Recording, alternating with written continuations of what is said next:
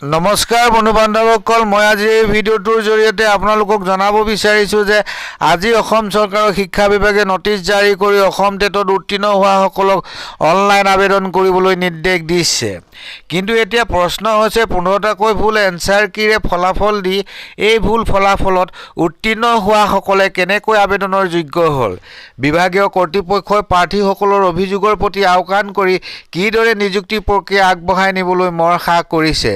এই ক্ষেত্ৰত বিভাগীয় কৰ্তৃপক্ষই প্ৰথমতে ফলাফলৰ বিসংগতিসমূহ আঁতৰাই পুনৰ ৰিইভালুৱেশ্যন অৰ্থাৎ পুনৰ পৰীক্ষণ কৰিহে নিযুক্তি প্ৰক্ৰিয়া আগবঢ়াব লাগিছিল। কিয়নো বহু সংখ্যক প্ৰাৰ্থী ভুল এনচাৰ কিৰ বাবে অকৃতকাৰ্য হৈ ৰৈছে আৰু বহু সংখ্যকেই এই ভুল এনচাৰ কিৰ গইনা লৈ উত্তীৰ্ণ হ'বলৈ সক্ষম হৈছে। গতিকে মই টেট প্ৰাৰ্থী বন্ধুসকলক বিষয়টো লৈ মহামান্য উচ্চ ন্যায়ালয়ৰ দ্বাৰস্থ হ'বলৈ আহ্বান কৰিছোঁ। নহ'লে কিন্তু প্ৰাৰ্থীসকলে যে ন্যায় নাপাব সেয়া নিশ্চিত হৈ পৰিছে। টেট প্ৰাৰ্থী বন্ধুসকলৰ সমূহীয়া স্বাৰ্থত মই আজি ইয়াকে কৈ সামৰণি মাৰিছোঁ। বন্ধু বান্ধৱসকল, ভিডিঅ'টো চাই কেনে পালে? যদি ভাল পাইছে তেনেহ'লে লাইক শ্বেয়াৰ আৰু কমেণ্ট কৰিবলৈ নেপাহৰিব।